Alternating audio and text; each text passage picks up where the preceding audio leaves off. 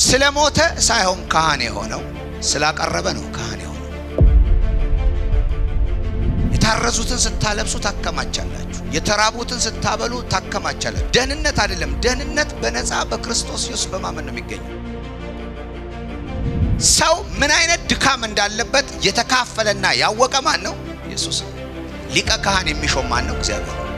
ለዚህ ነው ከሰው መካከል ለሰው የሚሆን ስለታጣ እግዚአብሔር አንድያ ልጁን በሰው ምሳሌ በመላክ ኃጢአትን በሥጋ ምን አደረገ? ኮነነ። ስለዚህ እዚህ ጋር ሲናገር ምን ይላል? በዘላለም መንፈስ አማካኝነት ራሱን ነውር አልባ መስዋዕት አድርጎ ለእግዚአብሔር ያቀረበው የክርስቶስ ደም ሕያው እግዚአብሔር እንድናመልክ እንዴት ከሞተ ሥራ ሕሊናችንን ያነጻ ይሆን?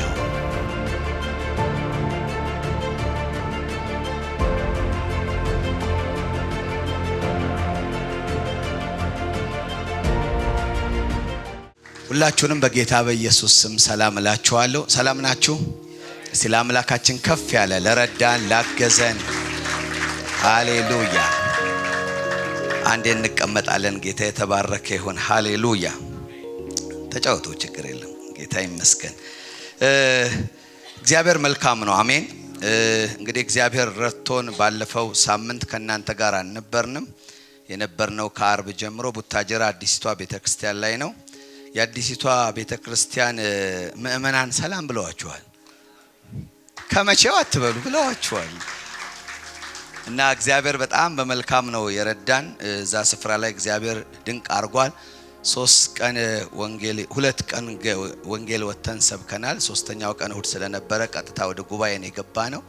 በነዛ ጊዜ ውስጥ እግዚአብሔር መልካም ነገሮችን አድርጓል። ከተማ እንድናናወጥ እግዚአብሔር አምላክ አይደል ያቺ ምንድነው ዝንቧ ዝሆን ላይ ተቀምጣ እንደሆነው በእግዚአብሔር ጸጋ እግዚአብሔር ታላቅ ነገር አድርጎናል። አናውጠን መተናል። ጌታ የተባረከ ይሁን። እስከ ዛሬ ድረስ እዛ አካባቢ ድንጋይ ሲወረወር ነው አይቻላከም። እና for the first time በቀደም በሩምታ ነው እንትን ያልነው አይደለ? ተባርከናል።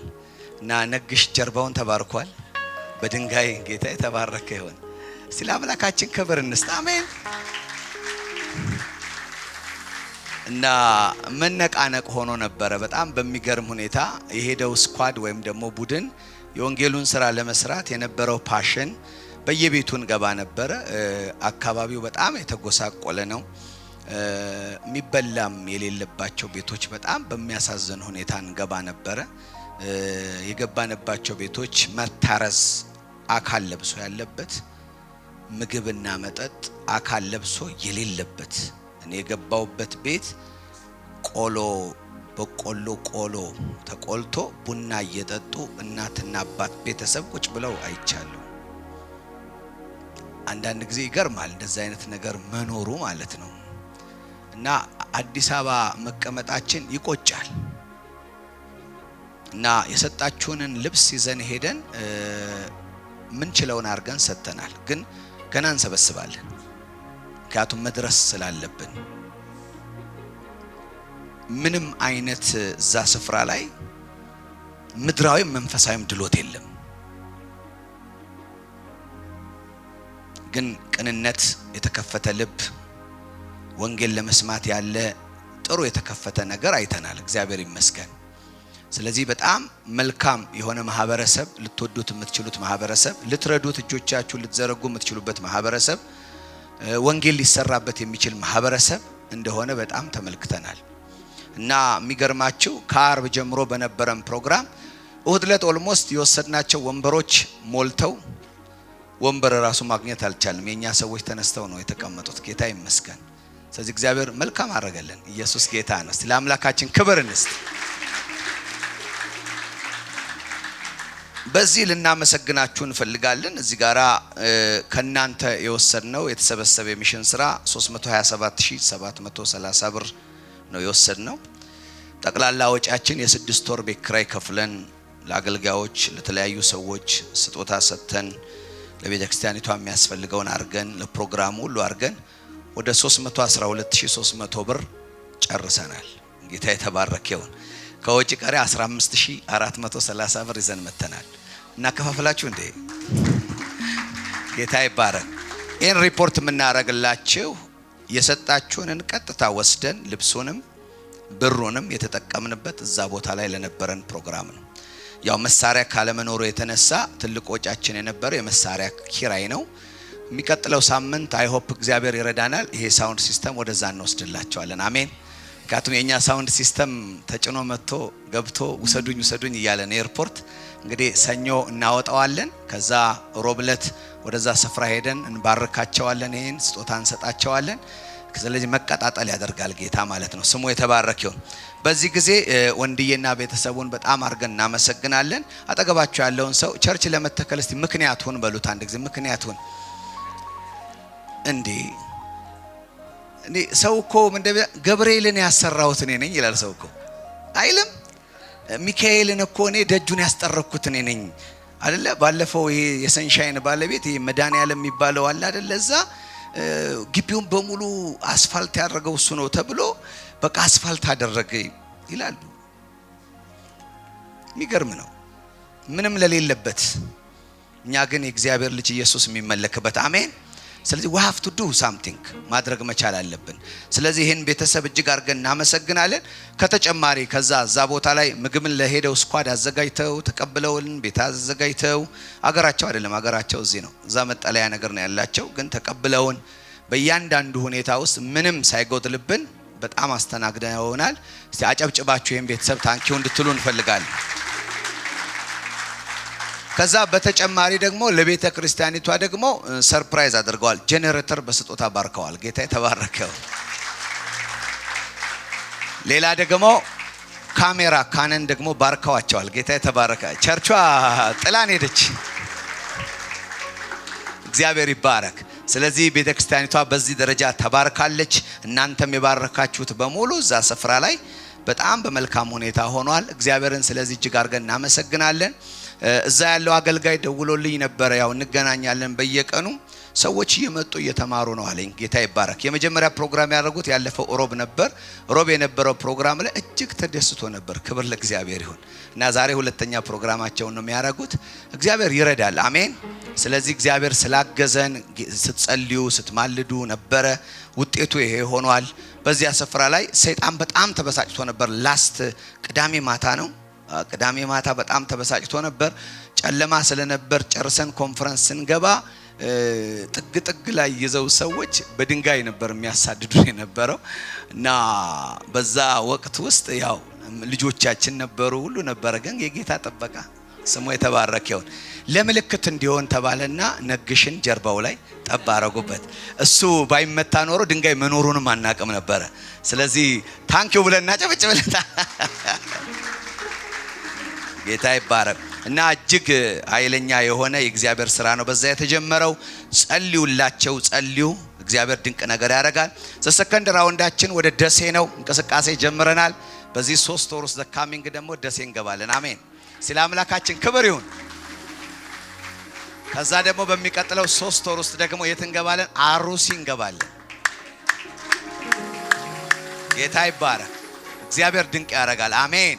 ከእግዚአብሔር ጋር እየሰራን ነው በሉት። አጠገባችሁ ላለ ሰው ከእግዚአብሔር ጋር እየሰራን በርታ በሏቸው፣ በርታ በሏቸው። ክብር ለእግዚአብሔር ይሁን። ስለዚህ ይሄንን በዚህ ሪፖርት ያደረኩት አሁንም በሚቀጥለው የሚሽን ስራዎች ላይ ሁላችንም የሚሽኑ አሳይመንትን በተመለከተ የተለያየ ሜሴጆች ሲመጣና ምናረጋቸውን ነገሮች ስንጠየቅ እንዲያውም እኔ የማስበው አንድ ቤተሰብ አንድ ቸርች የሚያቆምበት አሜን። ይሄ በረከት የሚቀበል ሰው አለ? በጌታ በኢየሱስ ስም ይሆንላችሁ። አሜን። አንድ ቤተሰብ ባይዘው ይሄ 300 ምናምን ሺህ ነው የሰበሰብ ነው። ያንዳንዶቻችን ሞባይል እኮ እሱን ያክላል። አሁን ሞባይል ልግዛ ብትሉ ስንት ነው የምትገዙት? ሚኒመም 100 ምናምን ሺህ አይደል? ደና ላርገው ካላችሁ 200 ምናምን ይሄዳል። የሆነ አክሰሰሪ ከጨመራችሁበት ይገጫል 300። ግን ያ አንድ ቸርች ያቆማል። እየሰማችሁ ነው? አንድ ቸርች የ6 ወር ቤት ኪራይ ከፍለን ፕሮግራም 3 ቀን ኮንፈረንስ አርገን በተለያየ ነገር ምግብ ላይ ማዋጣት ያለብን ወይም ደግሞ ማገዝ ያለብን ነገር እንድናግዝ አርገን ትራንስፖርት ተችሎ መምጫ መሄጃ ይሄ ሁሉ ነገር የሆነው በዚህ ነው። ስለዚህ የኛ ትንሹ የምንላቸው ነገሮች ወይም ለሆነ ነገር የምናስቀምጠው ነገር ትልቅ ነገር ሰርቶ የሚጸና ነገር ሰርቶ በአምላካችን ፊት ይታይልናል። አሜን። ብልና ዝገት ሌባም ቆፍሮ በሚወስደው በዚህ ሀብት አታከማችሁ ይላል። ሀብት አይኖራችሁ ማለቱ ሳይሆን ሀብትህ በሰማይ እንዲሆን ልትለውጠው ይገባል። ምድራዊ ነገሮቻችን መንፈሳዊ ነገር ላይ ሲውሉ ተለውጠው መንፈሳዊ ትሬዠር ነው የሚሆኑት። በዚያ አከማቹ ይላል። ማከማቸት በዛ አለ። እየሰማችሁ ነው አለ። የታረዙትን ስታለብሱ ታከማቻላችሁ። የተራቡትን ስታበሉ ታከማቻላችሁ። ደህንነት አይደለም። ደህንነት በነፃ በክርስቶስ ኢየሱስ በማመን ነው የሚገኘው። ግን በሰማይ መዝገብ የሽልማት ስፍራ የሚኖራችሁ ግን ባላችሁ ነገር ለአምላካችሁ ብላችሁ የምታረጉት የምታስቡት ድሃ የምትተክሉት ቸርች በተለያየ ነገር እግዚአብሔር ነገር እንዲሄድ የምታረጉት የምትደግፉት አገልጋይ እግዚአብሔር ድንቅ ያደርግልናል። አሜን። ደግሞ እግዚአብሔር ስላመነን ደግሞ ደጅ ከፍቶልናል። አሜን። ልክ ከዛ ከኮንፈረንስ ስንመጣ ደብዳቤ ያገኘን የዚህ ቤት ቸርች ቤተክርስቲያን ደብል ሆኖ ጠበቀን። እግዚአብሔር የተባረከ ይሁን። ለአምላካችን እስቲ ክብር እንስጥ። አሜን አሜን። በቃ this blessing ስንንቀሳቀስ ሌላ ነገር ደግሞ ይከፈታል። ጌታ ይባረክ። ስለዚህ አሁን በጣም እየሰፋን በጀታችን ሁሉ እየተለጠጠ ነው የሚሄደው። ጌታ ይባረክ። ስለዚህ አንዳንድ ሰዎች ወይ የመወየው ነው ስለ በረከት እኮ ነው ያወራሁት፣ ስለምንችል ነው። አጠገባቸው ያለውን ሰው እንችላለን በሏቸው እስቲ። አንቺ እንችላለን። ሃሌሉያ። አነደዋለሁ እሳቱን አለ ንጉሱ እነ ዳንኤል ጓደኞች ላይ ከቻልክ 7 እጥፍ አረጋዋለሁ ሲል አርገው አሉት። አምላካችን ከዚህ ሊያድነን ይችላል። አሜን። ባያድነንም እንኳን እሱ አምላካችን ምንድነው? አምላክ ነው። ጌታ ይባረክ። ስለዚህ የምንጠፋበት የምንሟሟበት ምንም ነገር የለም። እግዚአብሔር ታላላቅ ነገር እያደረገልን ነው። ስሙ የተባረከው። ለእግዚአብሔር ስራ እንዘጋጅ። ቁጭ ብለን በብዙ አቅጣጫ ላይ መዘርጋት ሲኖርብን የነበረንን ቁጭት ምን ወጣበት እግዚአብሔር ደጆች እየከፈተልን ነው። የጌታ ስም የተባረከ ይሁን። አሜን። ሲል አምላካችን የመጨረሻ ክብር እንስጥ። አሜን።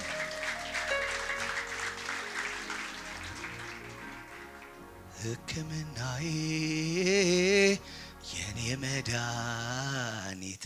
እስቲ እንቁምና አንድ ጊዜ እቺ መዝሙር እንዘምራት። ጌታ የተባረከ ይሁን። ሃሌሉያ። የሚረዳን ሰው አንድ ይይዛል። ሃሌሉያ ሃሌሉያ ሃሌሉያ። ሐኪምሽ ኢየሱስ ነው። ሐኪምህ ኢየሱስ ነው። ይጠግነሃል፣ ይፈውሰሃል። ተጎርታችሁ መጣችሁ ፈውሳላችሁ። በተለያየ ነገር አዝናችሁ መጣችሁ የእግዚአብሔር የሆነ ማዳን በእናንተ ህይወት ውስጥ ይገለጣል።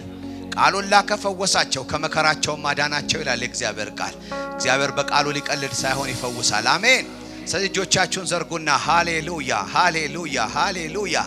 ሐኪማችሁ ከሆነ አዳኛችሁ ከሆነ ረድቷችሁ ከሆነ በህይወታችሁ ታላቁ ሐኪማችሁ ኢየሱስ ከሆነ እጆቻችሁን አንሱና ሃሌሉያ ሻላክራዳ ካና ማስታላ ፕራዳ ካና ማንዳላባ የኔ መድኃኒት ሕክምናዬ የኔ መድኃኒት ሕክምናዬ የኔ መድኃኒት በሉት ጌታን ሃሌሉያ የኔ መድኃኒት ያየኛል እኮ ልቤ ሲንሸራተት ያየኛል እኮ ሲያቅተኝ ዳገት መውጣት ያየኛል እኮ ሲብሳይ ስሆን ለብቻ ያረግልኛል ሁሉንም ያዘን ዳርቻ ያየኛል እኮ ይሰማኛል እኮ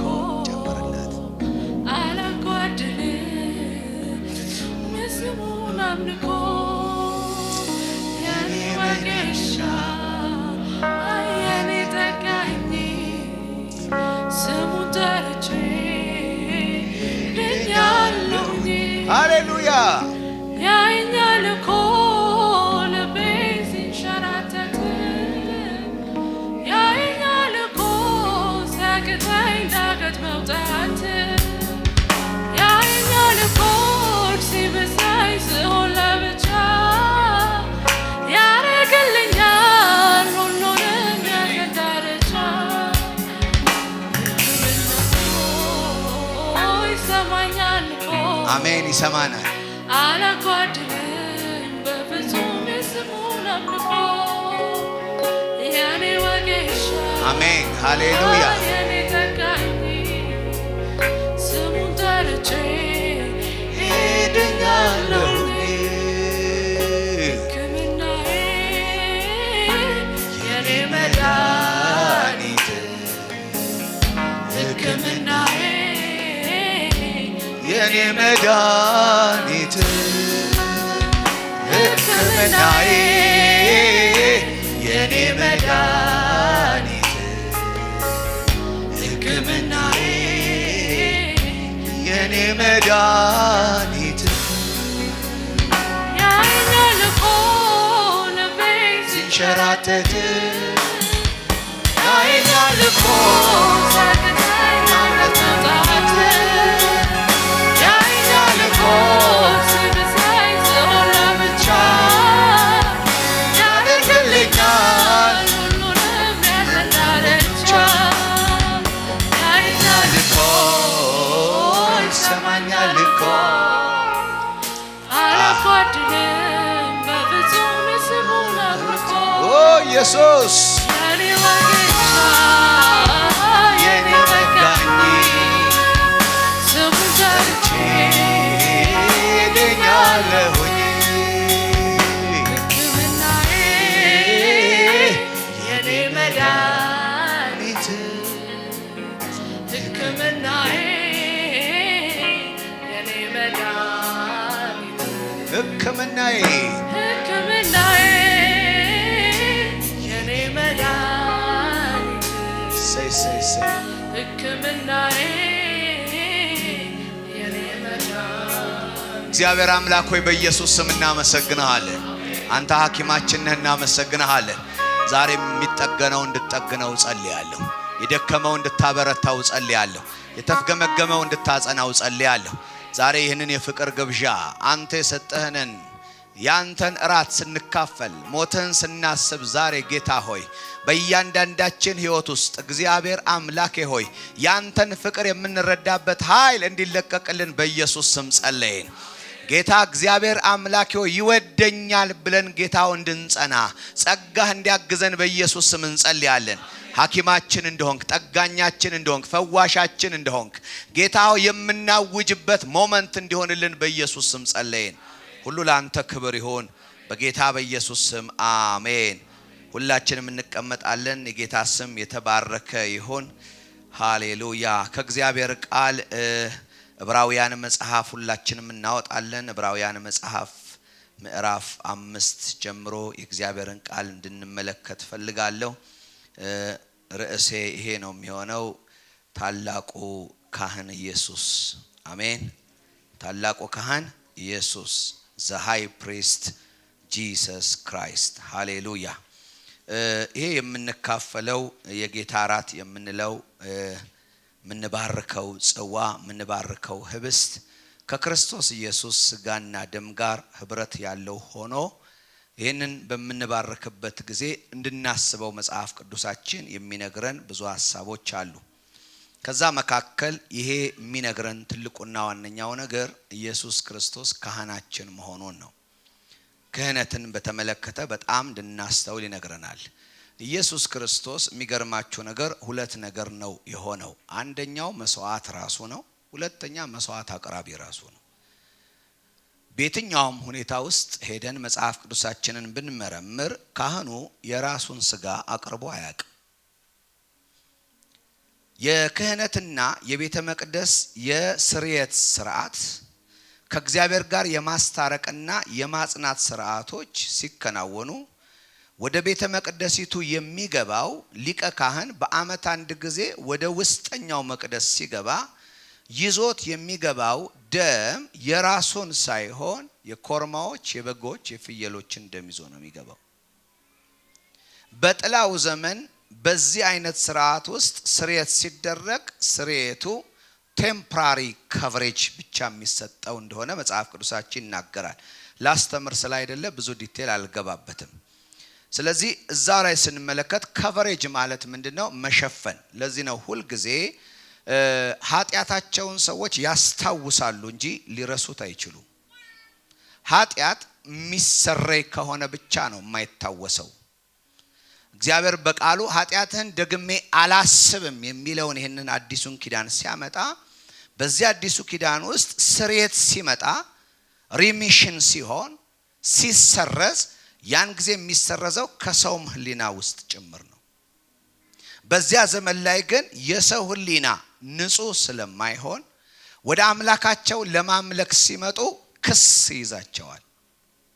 ሁል ጊዜ ከዛ ለመውጣት በየአመቱ ወደ ሊቀ ካህኑ የራሳቸውን ዋጋ ከፍለው በሬያቸውን ገዝተው ፍየላቸውን ገዝተው በጋቸውን ገዝተው ያመጣሉ። በዚያም ስርየት ተከናውኖ for 1 year ጋራንትድ ናቸው ይባላሉ። ግን ማንም ሰው በእግዚአብሔር ፊት ብቃት ኖሮት ቀና ሊል አባዬ ሊል የሚችልበት ምንም አይነት ኪዳን አልነበረም።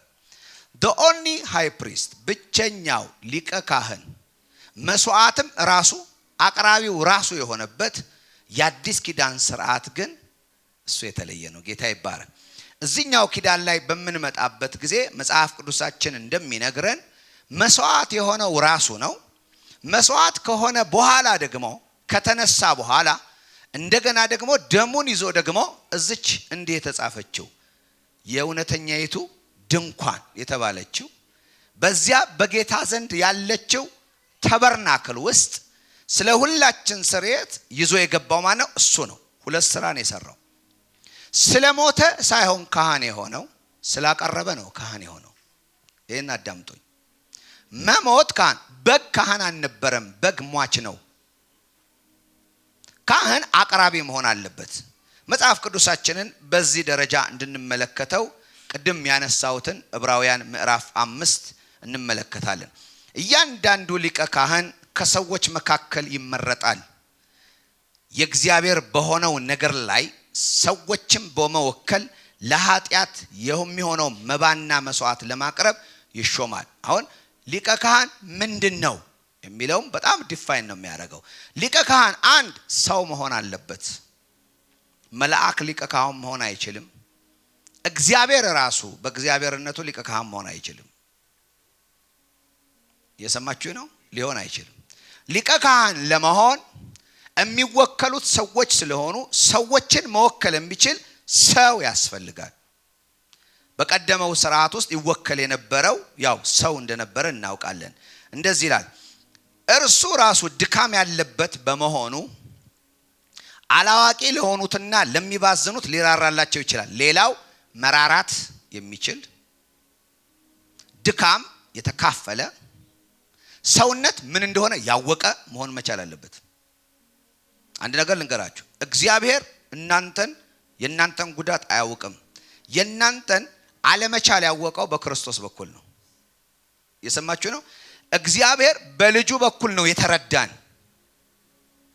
ልጁ ሰው በመሆን ሰው ምን አይነት ድካም እንዳለበት የተካፈለና ያወቀ ማን ነው? ኢየሱስ ነው። ክብር ለእግዚአብሔር ይሁን።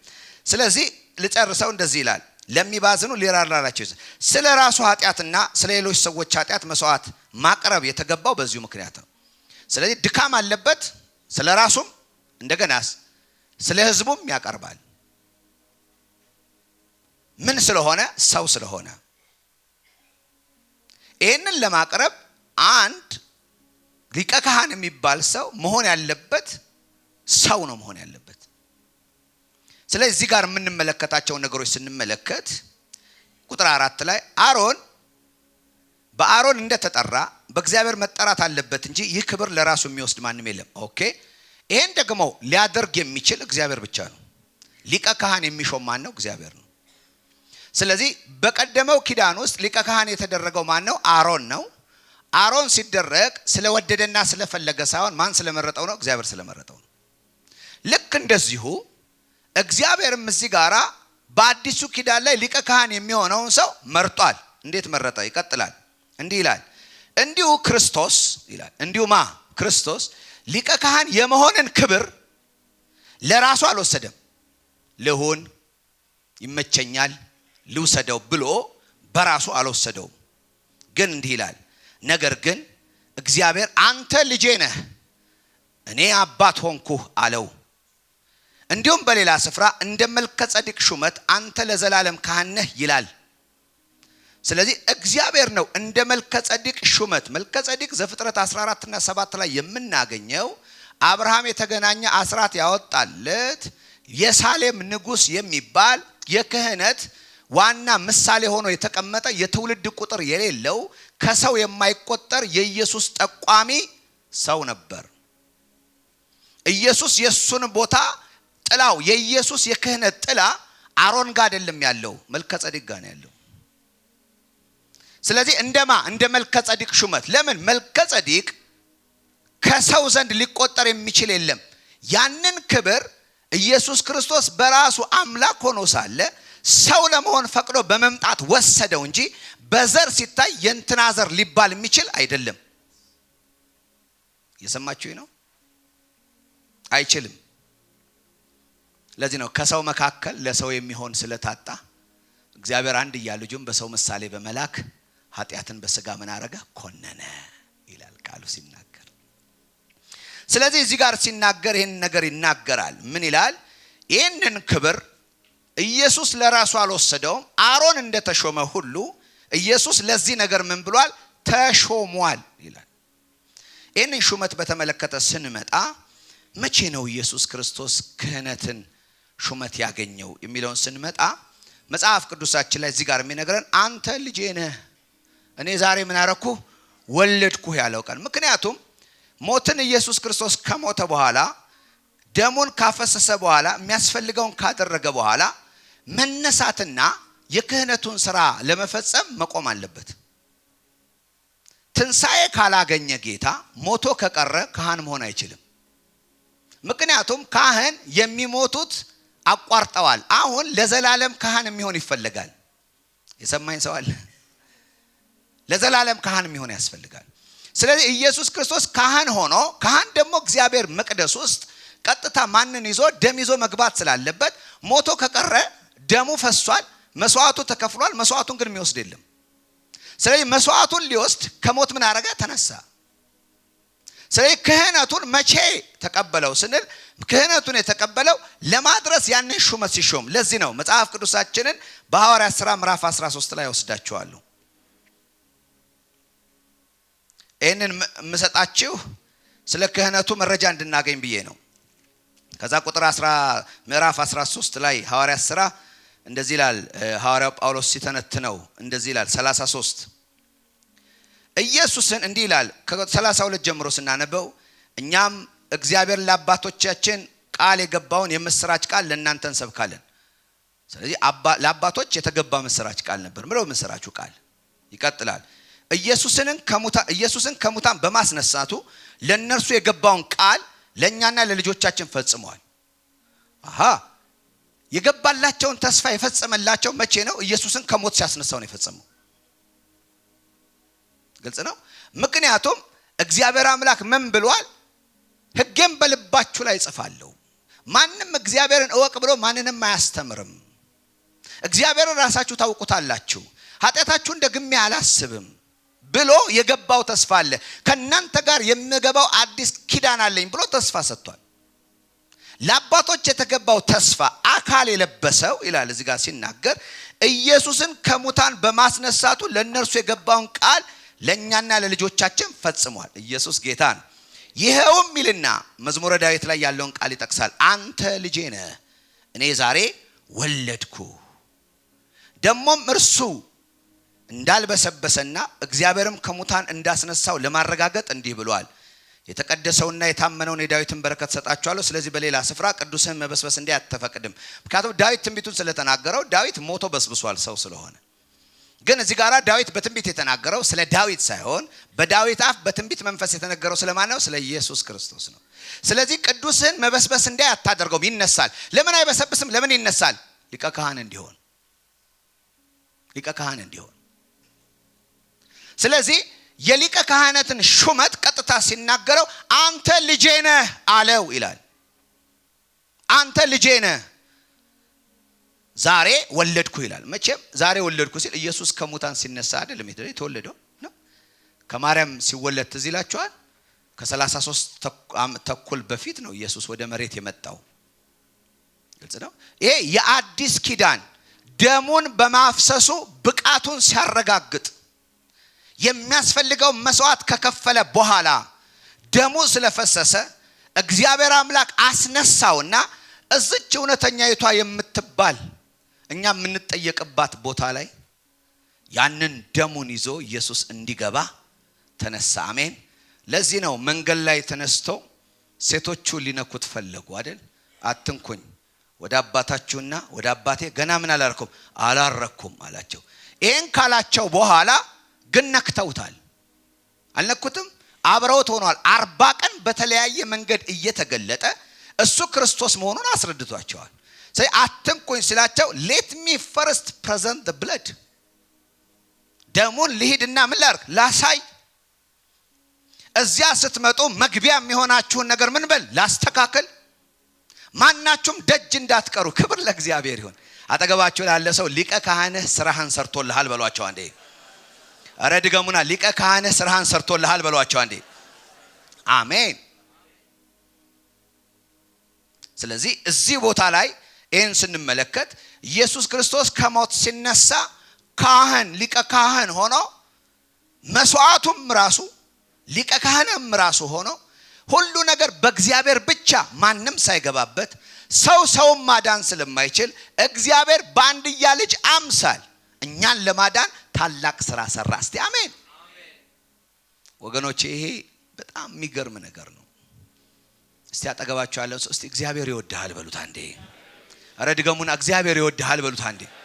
አንዳንዱ እግዚአብሔር እንደሚወደው ለማረጋገጥ ቆሼ ቆምቦሬ ነገር ነው የሚሰበስበው።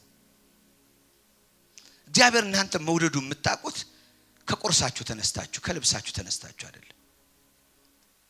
እናንተ በአፊት መግባት እንድትችሉ እግዚአብሔር አምላክ ሰው ሲጠፋ የራሱ ጉዳይ ሳይል አሜን አንድ ልጁን በመስጠት የሰውን ሁኔታ ተቀብሎ ይሄን እንዳደረገ መጽሐፍ ቅዱስ ይናገራል። ሐዋርያት ሥራ ምዕራፍ 2 ላይ ሄጄ ልድገምና ላንብብላችሁ።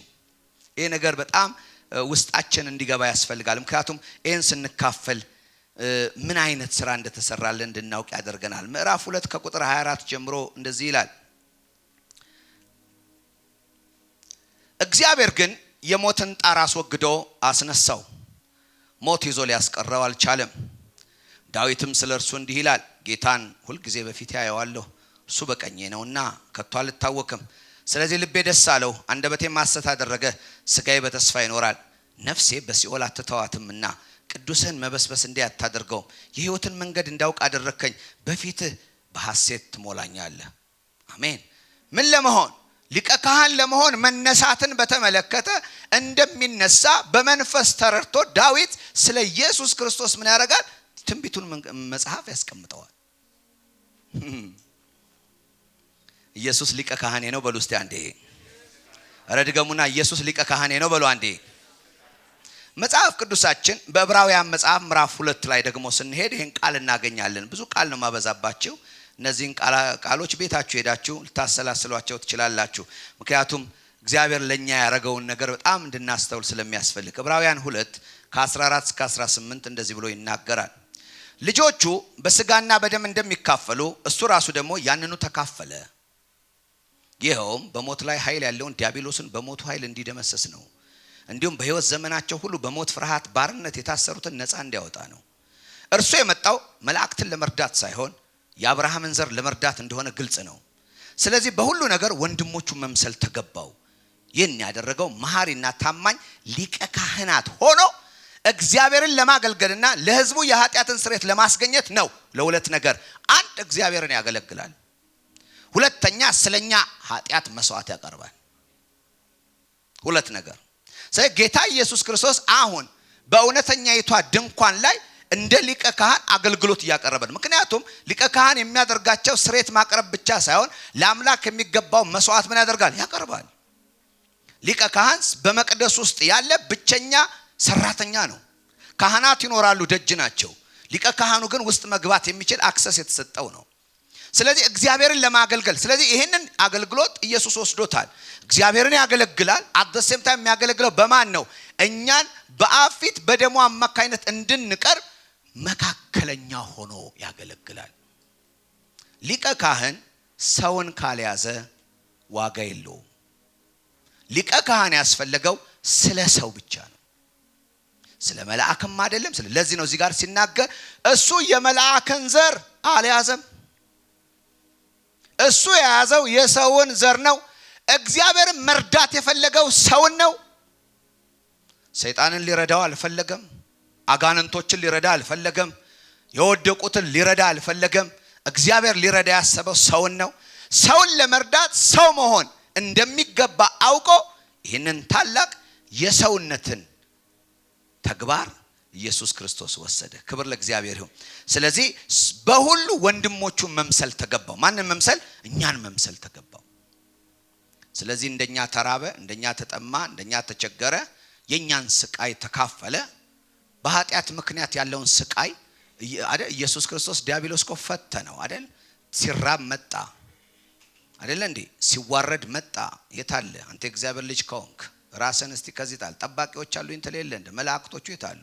ማን ነው የሚያግዝ? ማን ነው የሚረዳ? እያለ ሰይጣን ያዋከበው ነበረ። እኛም ዛሬ የሚገጥመንን እንደዚህ አይነት ፈተና ለመርዳት ሃሌሉያ ፈተናውን እሱም ያውቀዋል። ስለዚህ ይሄንን ነገር እላችኋለሁ። ስለዚህ አንደኛ ነገር ሁለት ነገር ነው። አንደኛ ነገር በእነዚህ ቃሎች ውስጥ ስንመጣ የምናገኘው ነገር አንድ ነገር ነው። ኢየሱስ ክርስቶስ የደህንነታችን ሊቀ ካህን ነው። አንደኛ የደህንነታችን ሊቀ ካህን ነው። ስለዚህም ዕብራውያን 8:2 የቤተክርስቲያናችን ስም የፈለቀበትን ቦታ ላይ አነባለሁ። እንዲህ ይላል፣ እንግዲህ የምንናገረው ዋነኛ ነገር ይህ ነው፣ በሰማያት በግርማው ዙፋን ቀኝ የተቀመጠ እንዲህ ያለ ሊቀ ካህናት አለን ይላል። እርሱም በሰው ሳይሆን በጌታ በተተከለችው እውነተኛ ድንኳን በሆነችው ቤተ መቅደስ ውስጥ አገልጋይ ነው። where there ምንድነው? አገልጋይ ነው። ማን ነው የሚያገለግለው? by any means ስራው አንድ ነው። እኛ በእግዚአብሔር ፊት መቅረብ እንድንችል አስፈላጊውን ነገር ያደርጋል። አጠገባችሁ ያለውን ሰው እንደዚህ በሉልኝ፣ ኢየሱስ እያለ ከእግዚአብሔር አትርቅም በሉልኝ አንዴ። ኢየሱስ እያለ ከእግዚአብሔር አትርቅም በሏቸው አንዴ። አሜን። ያገለግል ዘንድ እዚያ ስፍራ ላይ ስለኛ ይታያል። ዕብራውያን 9 ላይ ሊሂድ ከ11 እስከ 14 ብዙ ቃል ነው የምናገረው ብያለሁ። ክርስቶስ አሁን ስላሉት መልካም ነገሮች ሊቀ ካህን ሆኖ በመጣ ጊዜ በሰዎች ወዳልተሰራች ከዚህ ፍጥረት ወዳልሆነች ታላቅና ፍጹም ድንኳን ገባ። ፈራሽ አላቂ ወዳቂ ወደ ሆነች ድንኳን አልገባም። እግዚአብሔር ወዳዘጋጃት ወደዛች ሰማያዊ ድንኳን ገባ። ወደዚህ የዚህ ፍጥረት ወዳልሆነችው ይላል። ምክንያቱም ሙሴ የሰራው የምድረ በዳ ድንኳን በኋላ ልጁ ሰለሞን የገነባው ቤተ መቅደስ አሁን ፈርሷል፣ ትርጉም የለውም። እግዚአብሔር ስለዚህኛው ድንኳን ግድ የለውም። ያ የሚቀጥለውን ድንኳን ለማስተዋወቅ የገባ ነው። ይሄኛው ግን ኢየሱስ የገባበት አሮን የገባበት አይነት ቤት አይደለም፣ ይለያል። እዛ ውስጥ የሚገባው ለአንዴና ለመጨረሻ ጊዜ ነው። እንደዚህ ይላል፣ የገባው የፍየልና የጥጆች እንደሚይዞ አይደለም፣ ነገር ግን የዘላለም ቤዛነት ሊያስገኝ የራሱን እንደሚይዞ ወደ ቅድስተ ቅዱሳን ለአንዴና ለመጨረሻ ጊዜ ገባ። እስቲ አሜን። ለአንዴና ለስንት? ሁለተኛ አይገባም፣ ሶስተኛ አይገባም፣ አራተኛ አይገባም። አንተ በተንሸራተትክ ቁጥር እሱ አይገባም። እየሰማችሁ ነው ማለት ነው። ይሄ በጣም ኃይለኛ ነገር ነው። አንተ ባቃተህ ቁጥር እሱ አይገባም። ለአንዴና ለመጨረሻ ጊዜ ሲገባ ጋራንት አስመትቶልሃል። ለአንዴና ለመጨረሻ ጊዜ ምን አድርጎታል? አስፈጽሞታል። ስለዚህ ያንን ለማድረግ እንደ ድሮዎቹ የፍየል ይዞ አልገባም፣ የበግ ይዞ አልገባም። የማን ደም ይዞ ገባ? የራሱን ደም ይዞ ገባ። አስቡት፣ ኢየሱስ ክርስቶስ ደሙ ፈሶ እኮ አልቆ ሞቷል አይደል? ሲነሳ ሌላ ነው አይደል? ያዛ ጋር የፈሰሰውን ደም ግን ይዞታል። ክብር ለእግዚአብሔር ይሁን። ስለዚህ መስዋዕቱ ራሱ መስዋዕት አቅራቢም ራሱ በዚያ ስፍራ ላይ ምን ለማስገኘት? ሰው ለአንዴና ለመጨረሻ ጊዜ ያለ መሸማቀቅ የእግዚአብሔርን ፊት ያይ ዘንድ እግዚአብሔር ይህን ታላቅ ስራ ሰራ። አሜን። ልታስቡ ይገባል። ይሄ it's not a tradition። ይሄ የሃይማኖት ቤት ስርዓት አይደለም። ይሄ ዝም ብለን የምናስበው በቃ ዛሬ ቅዱስ ቁርባን ምናምን ኖ አይደለም። it's a great work በሄቨንሊ ፕሌስ በሰማያዊ ስፍራ ለዘመናት ሲጠበቅ የነበረ ነቢያቶች የተናገሩት መቼ ይሆናል የተባለ ሲጠበቅ የነበረ እግዚአብሔር ለአንድና ለመጨረሻ ጊዜ የሰው ልጅ ከስቃይ ያወጣዋለሁ ከኃጢአት መሸማቀቅ አነሳለታለሁ ብሎ የገባውን ተስፋ ምን ያደረገበት ነው? የፈጸመበት ነው። አጠገባችሁ ላለ ሰው አንተ ጻድቅ ነህ ብላችሁ ንገሩልኝ እስቲ አንዴ። እስቲ ድገሙና አንተ ጻድቅ ነህ ብላችሁ ንገሩልኝ። አሜን። እንደዚህ ይላል። ይቀጥልና የውጭ አካላቸው ይነጻ ዘንድ በረከሱ ሰዎች ላይ የሚረጨው የፍየሎችና የኮርማዎች ደም እንዲሁ የጊደር አመድ የሚቀድሳቸው ከሆነ ይላል አካላቸውን በዘላለም መንፈስ አማካኝነት ራሱን ነውር አልባ መስዋዕት አድርጎ ለእግዚአብሔር ያቀረበ የክርስቶስ ደም ሕያው እግዚአብሔር እንድናመልክ ህሊናችንን ከሞት ስራ እንዴት ይበልጥ ያነጻ ይሆን ይላል። ተመልከት። እዛኛው ላይ በሚቀርበው ነገር ህሊናቸውን አንጽቶ አባ እግዚአብሔር ሆይ አመሰግናለሁ ማለት የእግዚአብሔርን ፊት ማየት የሚችሉበት ኪዳን አልነበረም። ለዘላለም ማጽደቅ አይችልም። ካህናቶችም አንድ አይደሉም፣ ብዙ ናቸው። ምን ስለከለከላቸው? ሞት ስለከለከላቸው። ይሄ ግን ሞት ሊይዘው አልቻለም። እስቲ አሜን። ለምን? ሞት የማይዘው የዘላለምን ክህነት ማምጣት ስለነበረበት ነው። ስለዚህ እዚህ ጋር ሲናገር ምን ይላል? በዘላለም መንፈስ አማካኝነት ራሱን ነውር አልባ መስዋዕት አድርጎ ለእግዚአብሔር ያቀረበው የክርስቶስ ደም ሕያው እግዚአብሔር እንድናመልክ እንዴት ከሞተ ስራ ህሊናችንን ያነጻ ይሆን? ይሄን አላረኩም፣ ይሄን አልሰራውም፣ በዚህ አላለፍኩም፣ በዚህ አልወጣውም፣ ላመልከው አይገባኝም፣ ፊቱን ላይ አይገባኝም፣ እሱ ጋር መቅረብ አልችልም፣ ሩቅ ነኝ እንደዚህ የሚል ከዚህ በፊት የነበረው ወቀሳና የትኛውም ነገር ለአንዴና ለመጨረሻ ጊዜ ይሻር ዘንድ ሃሌሉያ እግዚአብሔርን ማምለክ ቀላል እንዲሆን ወደ እግዚአብሔር መቅረብ ቀላል እንዲሆን አባ ማለት ቀላል እንዲሆን እግዚአብሔር ይህንን የመዳንን ታላቅ ነገር አደረገ። ስሙ ይባረክ። ኢተርናል ነው ይለዋል፣ አይሻርም፣ ዘላለማዊ ነው። የኢየሱስ ክህነት ዘላለማዊ ነው። እስቲ ሊቀ ካህኔ ዘላለማዊ ነው በሉ አንዴ። እንዲያውም ስርየትህ ዘላለማዊ ነው። አጠገባችሁ ያለ ሰው ስርየትህ ዘላለማዊ ነው በሉት እስቲ አሜን። ስለዚህ ማምለክ ቀና ማለት በእግዚአብሔር ፊት መታየት የምንችልበት ታላቅ ስራ እንዲሰራ ይህ ታላቅ አምላክ እኛም በማሰብ አንድ ልጁን ሊቀ ካህን ስለኛ አደረገ። ሰው መሆን የማይገባው ሰው ሆነ። መከራ መቅመስ የሌለበት መከራ ቀመሰ። ሞት መቅመስ ሳይኖርበት ሞት ቀመሰ።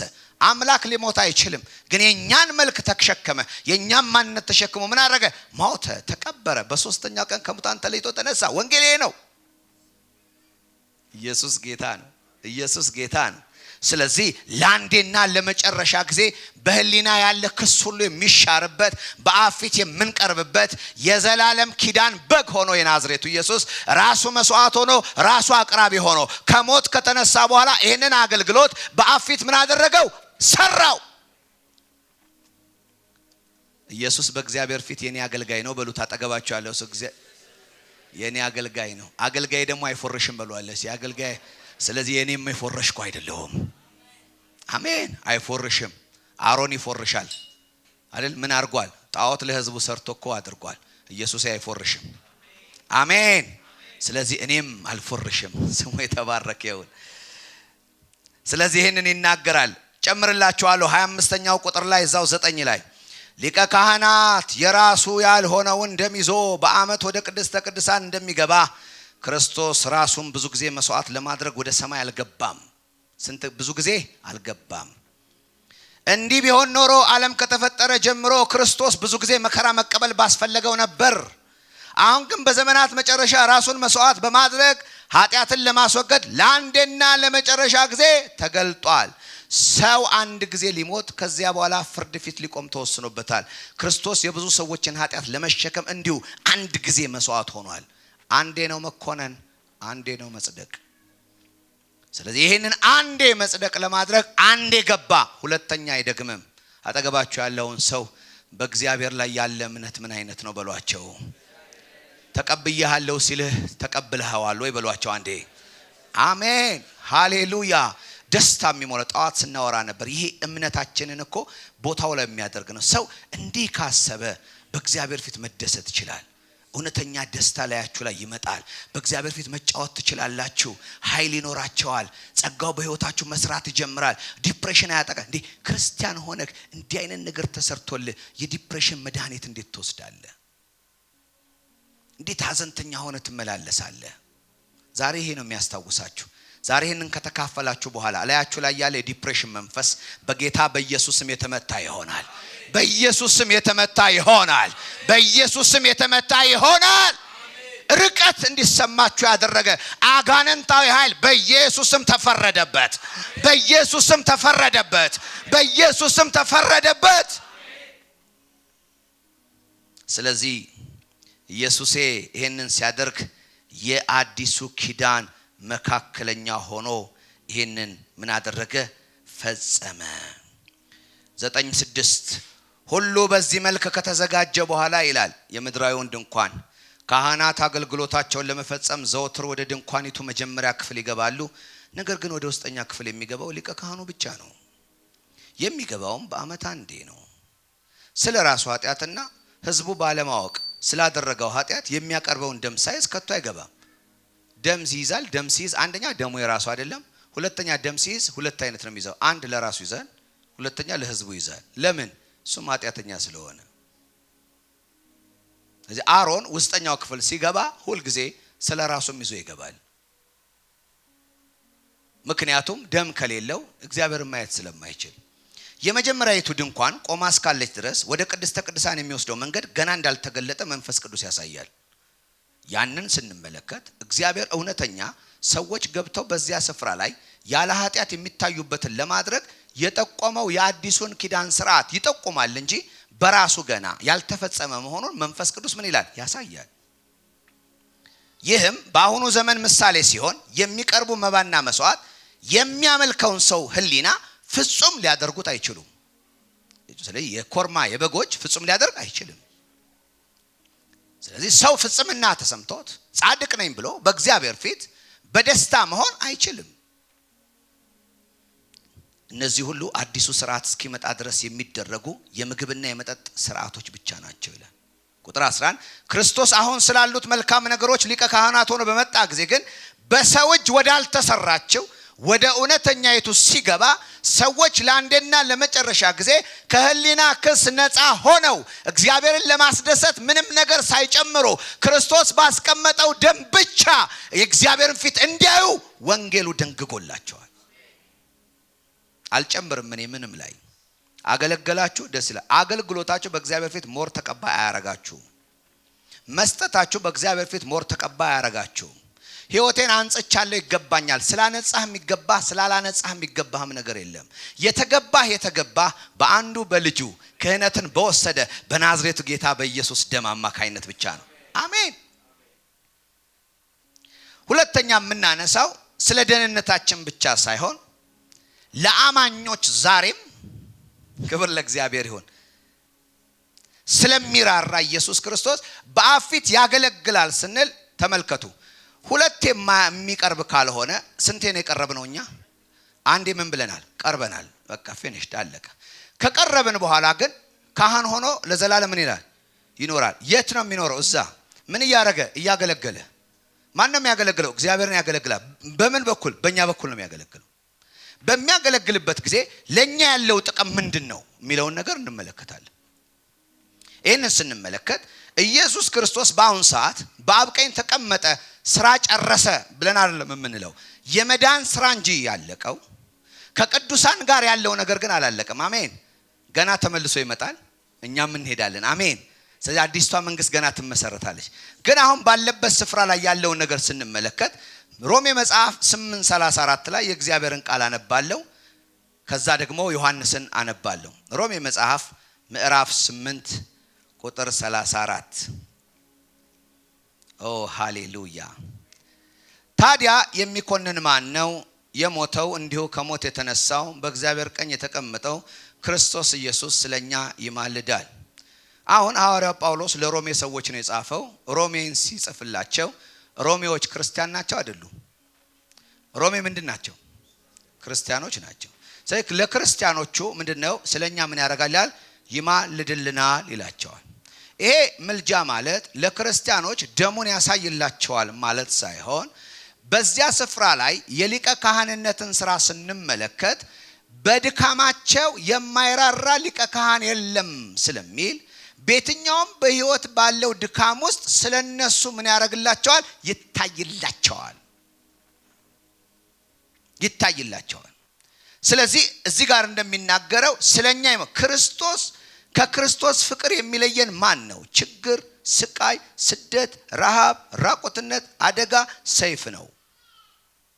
በእነዚህ ሁሉ ውስጥ አለ በህይወታችን እርዳታ እንድናገኝ ጸጋ እንድንካፈል የኢየሱስ ክርስቶስ ያቀረበው መስዋዕት ወይም የተቀበለው ክህነት ወይም ደግሞ ከሞት በመነሳት በኩር ሆኖ የእግዚአብሔር ልጅ በመሆን የሆነውን መሆን ከኛ ጋር በተካፈለው ሰውነት ማንነት የተነሳ ለኛ ሊያግዘንና ሊረዳን የሚችልበት ኮምፓሽኔት ሰርቪስ እዚያ ስፍራ ላይ ለኛ አለ።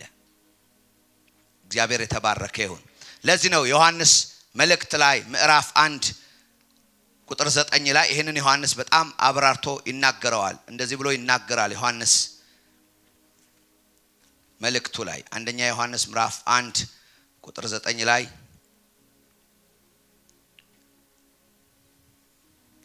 ኃጢአታችንን ብንናዘዝ ኃጢአታችንን ይቅርልን ከአመፃም ሁሉ ያነጻን እርሱ ታማኝና ጻድቅ ነው። ኃጢአት አልሰራንም ብንል እርሱን ሐሰተኛ እናደርገዋለን በእኛ ውስጥም የለም። ያውን የተጻፈው መልእክቱ ለማን ነው? ለዮሐንስ የሚጽፈው እንደ ሐዋርያነቱ ለክርስቲያኖች ነው። ኃጢአት የለብንም ብለን ራሳችንን እናስታለን እውነትም በእኛ ውስጥ የለም። ኃጢአታችንን ብንናዘዝ ኃጢአታችንን ይቅር ሊለን ከአመፃም ሁሉ ሊያነጻን እርሱ ታማኝና ጻድቅ ነው። ሪኮንሲሌሽን ማለት ነው። ይሄ ማለት እግዚአብሔር ጋር እንድንቀርብ የሚቀርብ ሳይሆን በየለቱ በሚፈጠሩ በየትኛውም ነገሮች ሪኮንሲሌሽን እንዲሆን ሪፕሬዘንታቲቫችን ሆኖ ኢየሱስ ክርስቶስ በድንኳኒቱ ውስጥ ሰርቪስ ስለኛ ምን ያደርጋል? ይሰጣል። ቁጥር ምዕራፍ 2 ላይ ግን ስንሄድ ይሄንን ደግሞ በራ የሚያደርገውን ቃል እንመለከታለን። አንደኛ እዛው 2:1 ልጆቼ ሆይ ይህን የምጽፍላችሁ ኃጢአት እንዳትሰሩ ነው። ነገር ግን ማንም ኃጢአት ቢሰራ በአብ ዘንድ ጠበቃ አለን፣ እርሱም ጻድቁ ኢየሱስ ክርስቶስ ነው ይላል።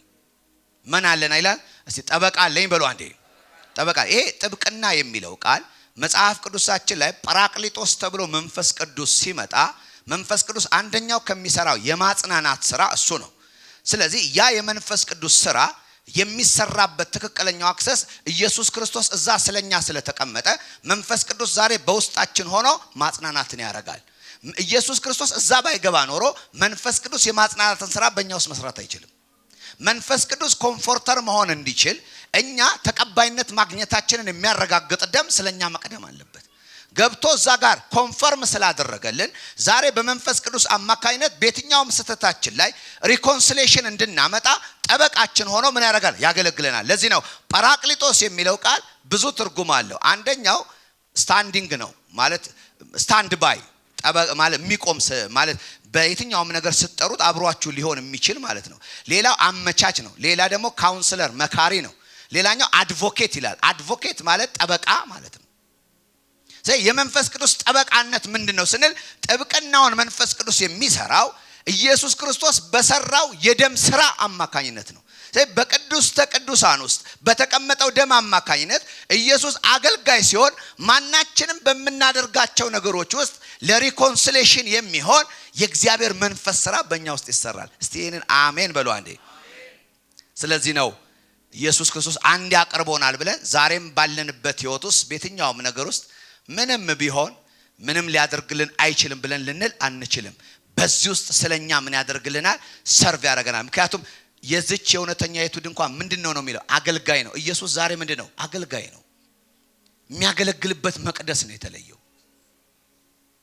ሲያገለግል የሚያገለግለው እግዚአብሔርን ነው የሚያገለግለው።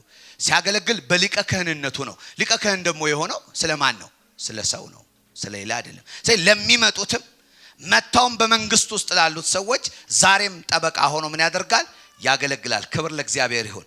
ዕብራውያን 4:14 አነባለሁ። ዕብራውያን 4:14 እንደዚህ ይላል፣ እንግዲህ ወደ ሰማይ ያረገ ታላቅ ሊቀ ካህናት የእግዚአብሔር ልጅ ኢየሱስ ስላለን ይላል እምነታችንን አጥብቀን እንያዝ። ምናችንን? እምነታችንን አጥብቀን እንያዝ። ምን? ሊቀ ካህን ስላለ እምነታህን ምን በል አጥብቀህ ያዝ። በድካማችን የማይራራልን ሊቀ ካህናት የለንም። ውጪ ስላለው ሰው ስለ ድክመት አታወራም፣ የለበትማ። ድክመት የምናወራው ላለ ሰው ነው። መንግስት ውስጥ ለገባ በመንግስት ውስጥ ስትራግል ለሚያደርግ ሰው ማለት ነው። ይሄ ዕብራውያን ሲጻፍ በእምነታቸው አማካይነት ብዙ ተግዳሮት ሰዎች ሲደርስባቸው በዚህ ተግዳሮት ውስጥ ሪሊፍ ሊሰጣቸው የሚችል አገልጋይ እንዳላቸው እየነገራቸው ነው ያለው። ምክንያቱም ለተበተኑት ዕብራውያኖቹ ነው የተጻፈው። እንዲህ ይላል በድካማችን የማይራራልን ሊቀ ካህናት የለንም፣ ነገር ግን እንደኛ በማንኛውም ነገር የተፈተነ ይለዋል። እንደኛ በማንኛውም ነገር በሰይጣን መፈተንን የሚያውቅ ለእግዚአብሔር መኖር ሰው እየፈለገ መኖር የማይችልበትን አቅም ኢየሱስ ይረዳዋል። አጠገባችሁ ያለው ሰው ኢየሱስ ያለህበትን ይረዳል በሉት አንዴ። ድገሙና ኢየሱስ ያለህበትን ይረዳል በሏቸው አንዴ። አቅርቤልሃለሁ አይመለከተኝም አይደለም ያለው። ዛሬም ሊቀ ካህን ሆኖ ስላንቺ አገልግሎት ቆሟል። አሜን። ስለዚህ ምን ይላል? ነገር ግን እንደኛ በማንኛውም ነገር የተፈተነ ሊቀ ካህናት አለን። ይሁን እንጂ ምንም ኃጢአት እሱ አልሰራም። ተፈተነ ግን አልወደቀም። ግን የዚህን ፔን ያውቀዋል። እንግዲህ ይላል ምህረት እንድንቀበል በሚያስፈልገንም ጊዜ የሚረዳንን ጸጋ እንድናገኝ ወደ ጸጋው ዙፋን በእምነት ምን እንበል? እንቅረብ። የሚረዳን ጸጋ የሚያግዝ ጸጋ አክቲቬትድ እንዲሆን አስቀድሞ ደሙ ስለገባ ዛሬም ያ ሊቀ ካህን እኛን በየትኛውም ድካም ውስጥ ስንሆን የማገዝን አቅም ለማድረግ አለ። ለዚህ ነው የጸጋው ዙፋን የሚለው እዚሁ በመንፈስ አማካኝነት በጌታ ፊት የምናሳልፋቸው ነገሮች ማለት ነው። አጠገባቸው ያለውን ሰው ጸጋው ይረዳሃል በሏቸው አንዴ። ረድገሙና ጸጋው ይረዳሃል በሏቸው። ስለዚህ ሊራራልን የማይችል ሊፈርድብን የተዘጋጀ በውድቀታችን የሚሳለቅ በውድቀታችን የሚያላግጥ የለንም። ይረዳሻል፣ ይረዳሻል፣ ይረዳሃል፣ ይረዳሃል። ለዚህ ነው he is my high priest የኔ ምን ነው? ሊቀ ካህኔ ነው። አው ሊቀ ካህን የሚል መዝሙሮች አሉን አይደል? ምንወዳቸው መዝሙሮች ግን አንደርስታንድ እናርገው። ሊቀ ካህን ሲሆን ዛሬ ምን እያረገ ነው? ስለኔ ነው የቆመው። የኃጢአትን ስርየት ካስገኘ በኋላ እንደገና በድካም ደግሞ ለማገዝ ሄልፕ የሚያረግ። ለዚህ ነው መጽሐፍ ቅዱሳችን ላይ መንፈስ ቅዱስ ይላል ይማልዳል ስለናንተ ይላል 8 ላይ ዕብራውያን 8 ላይ ሮሜ 8 ላይ የእግዚአብሔር ቃል ሲናገር ይሄንኑ ቃል ይደግመዋል። ሮሜ 8 ላይ 8:26 ጋር እንዲሁ ደግሞ መንፈስ በድካማችን ያግዘናል ይላል።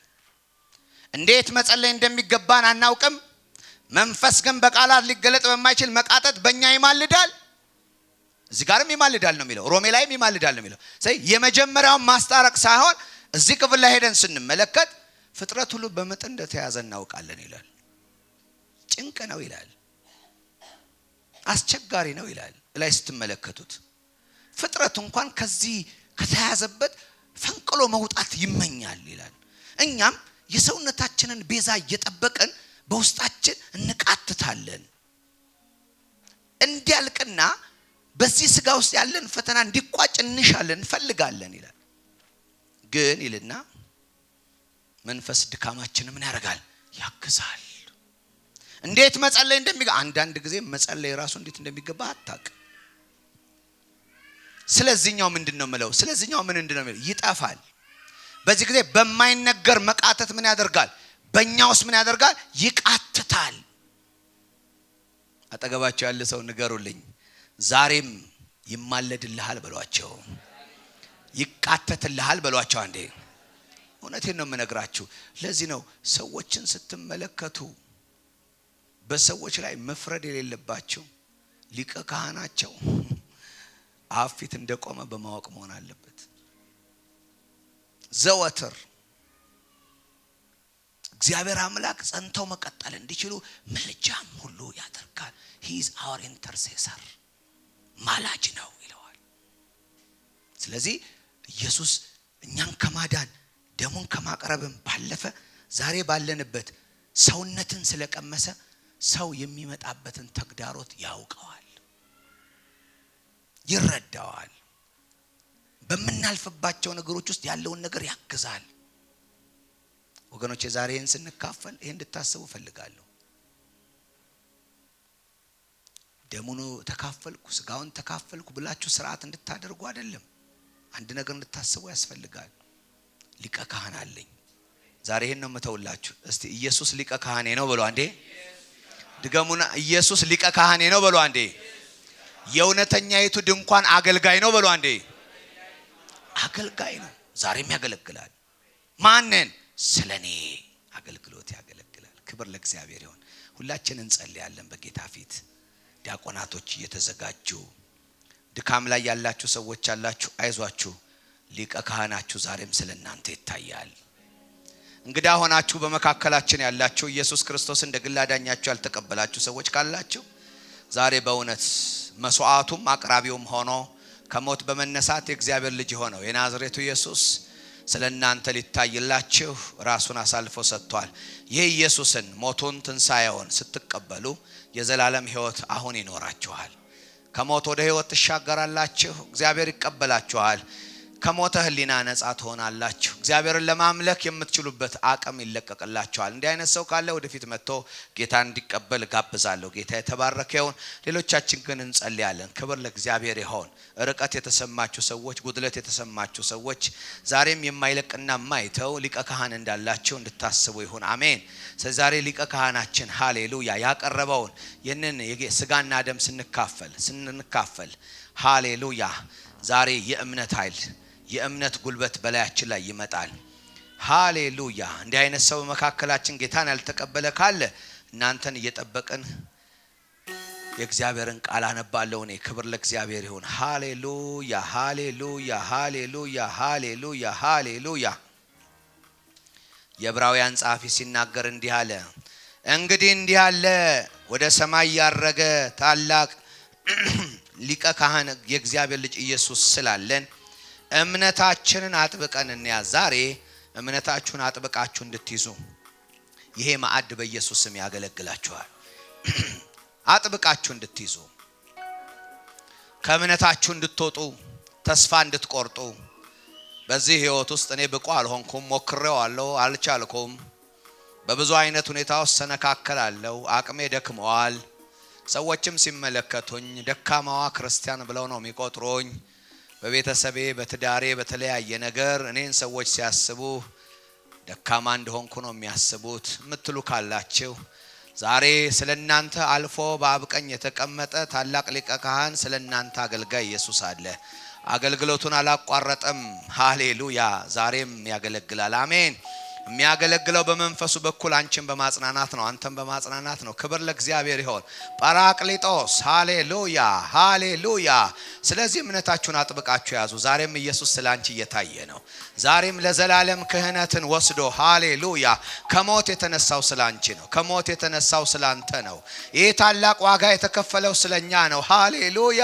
ስለ እግዚአብሔር አይደለም። ስለ እግዚአብሔር ኢየሱስ አልመጣም፣ ስለ ሰው ነው። ሃሌሉያ። የጌታ ለኛ ተሰጥቷል። ስሙ የተባረከ ይሁን። ሊቀ ካህናችን ነው። ሊቀ ካህናችን ነው። ስለኛ ታይቶልናል። ሃሌሉያ። ድካም ላይ ነው ያላችሁ፣ ሊራራላችሁ የሚችል ካህን አላችሁ። ሊራራ የሚችል ሊቀ ካህን አላችሁ። ተሰነካክላችኋል። ሃሌሉያ። እሱ ስለናንተ የሚማልድ ነው። አሜን። በድካም ውስጥ ካላችሁ ለናንተ ዝለት መድኃኒቱ ኢየሱስ ነው። አሜን። እምነታችሁን አጥብቃችሁ አሁን ያዙ። ስለኔ ሊታይ ኢየሱስ በዛ አለ። አሜን።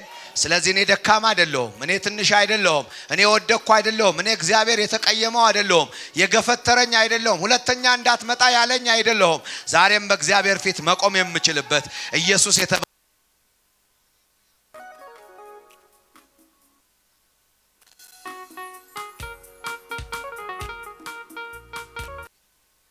ኢየሱስን በላያችሁ ላይ ይሆን።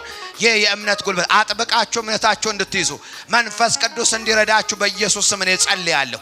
ሼባትራቻ ካታ ፕራዶ ካፓታ ሴላት ሬዳ ቦታ ፕራዳ ኮራ ሳክላሮ ካፓ ጄላ ራዳ ጋናማን ታላብራላ ካራባዳ ሴላ ራዳ ጋላቦራ ላባዳ ጋላቦራ የሚረዳኝ የሚያግዘኝ ሃሌሉያ እንደኔ የተፈተነ ሰውነትን የሚያውቅ የሰውን ተግዳሮት የሚያውቅ የሰውን ተግዳሮት የሚያውቅ ስጋ ለብሶ የሚያውቅ የናዝሬቱ ኢየሱስ ስለኔ ይረዳል ስላንቺ ይረዳል ስለሁላችን ይረዳል ስለዚህ ሊቀ ካህናችን ቆሟል ሃሌሉያ ሼላ ብራክላሮስ ካዳክላራ ጋና ማስያ አባቴ ወድሳት እንዲሆን ጸልያለሁ መታደስ እንዲሆን ጸልያለሁ መታደስ እንዲሆን ጸልያለሁ ጸሎት ያቋረጣችሁ አምልኮ ያቋረጣችሁ በተለያየ ተስፋ ቆርጣችሁ እኔ ለእግዚአብሔር መሆን አልቻልኩም ብላችሁ ራሳችሁን የቆጫችሁ እምነታችሁ ስለላላ ብቻ እንዲያሰባችሁ እንጂ እምነታችሁን ብታጠብቁ የናዝሬቱ ኢየሱስ ሊቀ ካህንነቱን አላቋረጠው ስለሷ ሰለቸኝ ከዚህ በኋላ የሊቀ ካህንነት ማዕረግ ይቅርብኝ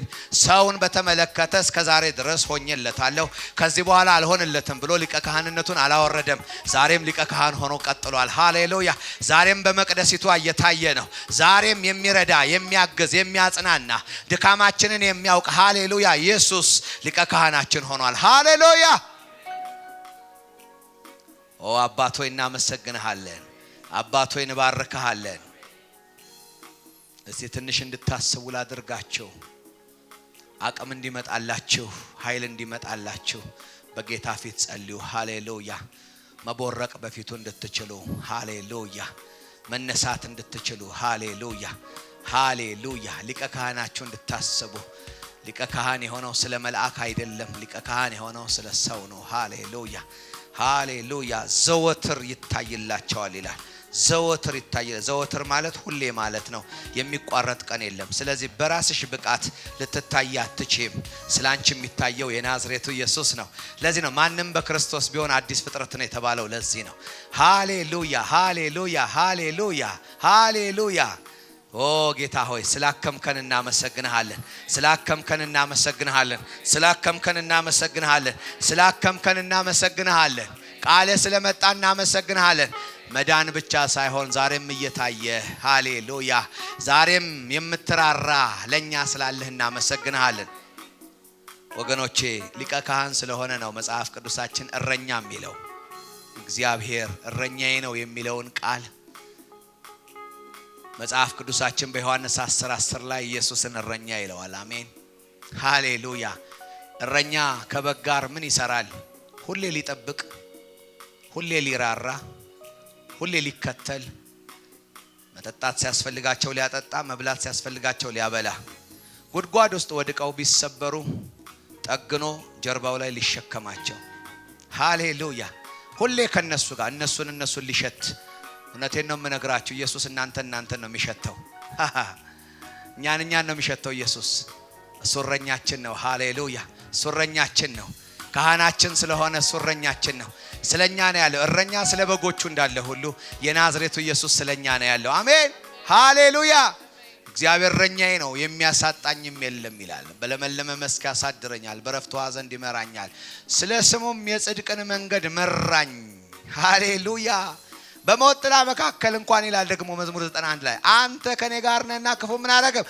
አልፈራም ለምን እረኛዬ ከኔ ጋር አለ ስሙ የተባረከ ይሁን አባት ሆይ እናመሰግንሃለን አባት ሆይ እንባርክሃለን አባት ሆይ ከፍ እናረጋሃለን ስለረዳህና እናመሰግንሃለን ሊቀ ካህናችንን ጌታ ሆይ ኢየሱስን ዛሬ እንድንመለከት ስላረከና እናመሰግንሃለን ፍርሃት ከህይወታችን ስለተወገደ ተመስገን ፍርሃት ከላያችን ላይ ስለተመታ እናመሰግንሃለን ዛሬም እንደተቀበልከን ልትረዳን ከኛ ጋር እንዳለ በቃልህ ወደኛ ስለመጣህ እጅግ አድርገን እናመሰግንሃለን መንፈስ ቅዱስ ክብር ሁሉ ለአንተ ይሁን በጌታ በኢየሱስ ስም አሜን ሁላችንም ባለንበት ሆነን እንጸልያለን ይህንን የሥጋና ደም እንባርካለን ሃሌሉያ ሃሌሉያ ሃሌሉያ መጽሐፍ ቅዱስ የሚናገረውን ቃል ተናግሬ ወይም ደግሞ አንብቤ ይህንን እንባርካለን ክብር ለእግዚአብሔር ይሁን መጽሐፍ ቅዱሳችንን በአንደኛ ቆሮንቶስ ምዕራፍ 10 ላይ ሁላችን እንድናወጣ ጠይቃችኋለሁ ክብር ለእግዚአብሔር ይሁን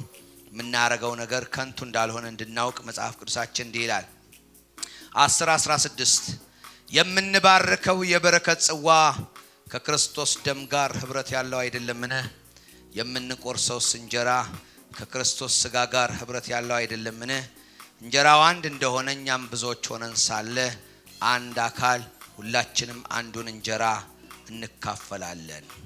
እስቲ የእስራኤልን ሕዝብ አስቡ። መስዋዕቱን የሚበሉ ከመሰዊያው ጋር ህብረት አልነበራቸውምን ይላል። ታዲያ ለጣዖት የተሰዋ ነገር ሆነ ጣዖት ራሱ ዋጋ ያለው ነገር ነው ማለት ነው አይደለም።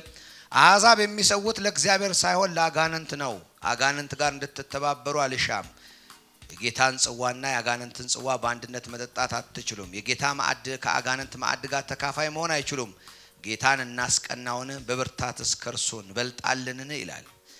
11ኛው ምዕራፍ ላይ ደግሞ ቁጥር 17 እንዲህ ይላል፣ ነገር ግን በምትሰበሰቡበት ጊዜ ለሚጎዳ እንጂ ለሚጠቅም ስላልሆነ ይህን ትእዛዝ ስሰጥ እያመሰገንኳችሁ አይደለም ካለ በኋላ ቁጥር 23 ላይ እኔ ከጌታ የተቀበልኩትን ለእናንተ አስተላልፌአለሁ። ጌታ ኢየሱስ አልፎ በተሰጠበት ሌሊት እንጀራን አንስቶ ከባረከ በኋላ ቆርሶ ይህ ስለእናንተ የሚሆን ሥጋዬ ነው፣ ለመታሰቢያ ያድርጉት አለ።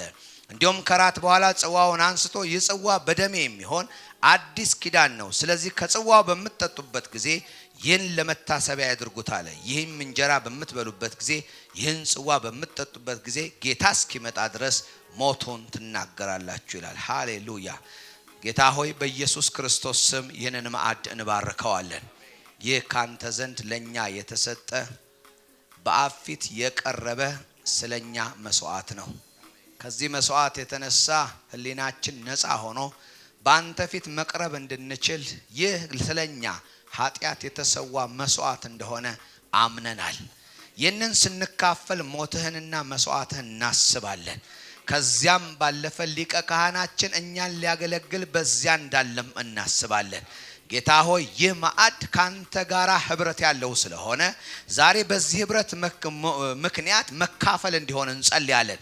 እምነት መካፈል ይሆን፣ ጸጋ መካፈል ይሆን፣ ኃይል መካፈል ይሆን፣ ድካም የሚዋጥበት ይሆን፣ ድካም በብርታት የሚተካበት ይሆን፣ ኃይል የሚታደስበት ይሆን፣ ውድቀት በመነሳት የሚተካበት ይሆን፣ የአይን መከፈት በኢየሱስ ስም የሚያመጣ ይሆን፣ የእግዚአብሔር ጸጋ በኢየሱስ ስም ይለፍ።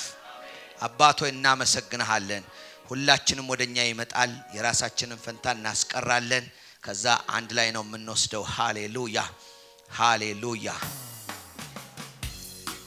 ኦ ጌታ ሆይ እናመሰግንሃለን፣ እናመሰግንሃለን፣ ባርካለን፣ እናመሰግንሃለን። ካንተ ጋር ህብረት ያለው ነው። ሃሌሉያ። ህብረታችን ከአብ ከልጁም ከኢየሱስ ክርስቶስ ጋር ነው። ይህንን ስንካፈል ታላቁን መስዋዕት ካንተ ጋር ህብረት አለን። እናከብርሃለን፣ እናመሰግንሃለን፣ ከፍ እናረጋሃለን። ሃሌሉያ ሃሌሉያ ሃሌሉያ። ተመስገን ተመስገን። እኛን ለመምሰል ራስን አሳልፈ ሰጠ። እኛን ለመምሰል ሃሌሉያ ሰውነትን ተጋራ። እናመሰግንሃለን። ሃሌሉያ እንባርካለን። እኛ እንዳንጠፋ የዘላለም ክህነት ተሰራለን። ተባረክ። ኢየሱስ ደም ዛሬም ትኩስ ነው፣ ዛሬም ትኩስ ነው፣ አማላጅ ነው። የጌታዬ ደም ዛሬም ትኩስ ነው፣ ዛሬም ትኩስ ነው፣ አማላጅ ነው።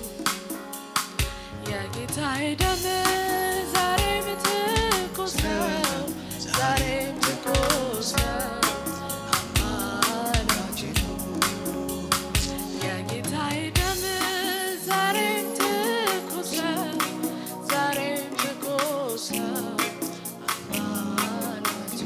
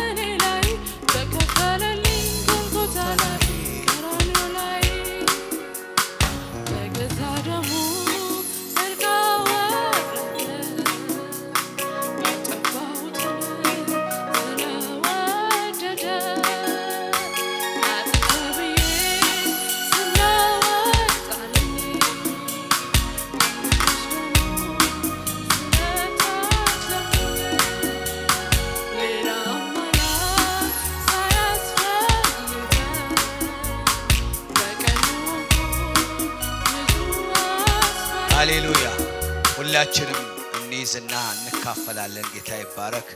ህብስቱን እንይዝና እኔ የምለውን ብለን እንወስዳለን። ሃሌሉያ። ይህ በእጄ ያዝኩት ህብስት ከኢየሱስ ክርስቶስ ሥጋ ጋር ህብረት ያለው ነው። ይህንን በምወስድበት ጊዜ ጌታ እስኪመጣ ድረስ ሞቱን አስባለሁ። ሞቱን በማስብበት ሰዓት ለማይቋረጥ ክህነት ስለኔ ሊታይ ኢየሱስ በእውነተኛይቱ ድንኳን እንደቆመ አስባለሁ። በዚህ እምነት እካፈለዋለሁ። ተካፈሉት። ሃሌሉያ።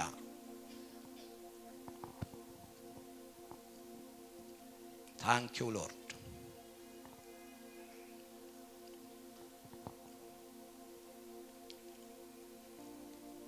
እንደገና ጽዋውን እንይዛለን በጌታ ፊት። ይህ በእጄ ያዝኩት ጽዋ የኢየሱስ ክርስቶስ የደሙ መታሰቢያ ነው። ይህ የኢየሱስ ደም ስለኔ ኃጢአት የፈሰሰውን ደም ያሳስበኛል። በዚህ ደም አማካኝነት ኢየሱስ ክርስቶስ የኔ ሊቀ ካህን ሆኗል።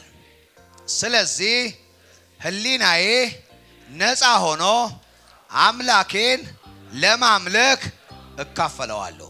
ውሰዱት። በጌታ በኢየሱስ ስም እምነት ይሆንላችሁ። ከተካፈልን ሁላችንም እግሮቻችን ባለንበት እንቆማለን። መጨረሻውን ቃል አነባለሁ። ዕብራውያን መጽሐፍ ምዕራፍ 4 ቁጥር 14 ላይ ይሄ ቃል እንደዚህ ይላል። ሃሌሉያ። ሁላችንም አቴንሽን ሰጥተን እንጨርሳለን። ክብር ለእግዚአብሔር ይሁን። ዲያቆናቶች ቃውን ይሰበስባሉ። ሌሎቻችን ወደዚህ ነው። ክብር ለእግዚአብሔር ይሁን። 4:14 ላይ እንደዚህ ይላል ዕብራውያን፣ እንግዲህ ወደ ሰማይ ያረገ ታላቅ ሊቀ ካህን የእግዚአብሔር ልጅ ኢየሱስ ስላለን እምነታችንን አጥብቀን እንያዝ። አሜን። እስቲ እምነቴን አጥብቄ ይዛለሁ በሉ አንዴ። አሜን። አባት እግዚአብሔር ሆይ በኢየሱስ ስም እናመሰግንሃለን። አንተ መልካም አባት ነህ። ስምህ የተባረከ ይሁን። እምነታችን በአንተ ላይ ነው። አንተ ሊቀ ካህናችን ነህ። ተመስገን። አንተ ስለኛ ስለቆምክ ጌታ ሆይ እኛ ዛሬ ፍጹማን ነን። እናመሰግንሃለን። አንተ ስለኛ ስለታየ እኛም ዛሬ በአንተ አማካኝነት በፍጹም ጌታ ሆይ ግልጥነት በፊትህ እንድንቆም አቅም አግኝተናል። እናመሰግንሃለን። ዛሬ ጌታ ሆይ አቅማችንን የፈተነ የትኛውም እግዚአብሔር ሆይ ተግዳሮት ከመጣው ቃል የተነሳ በጌታ በኢየሱስም ከሕዝብ ላይ የተነሳ ይሆን።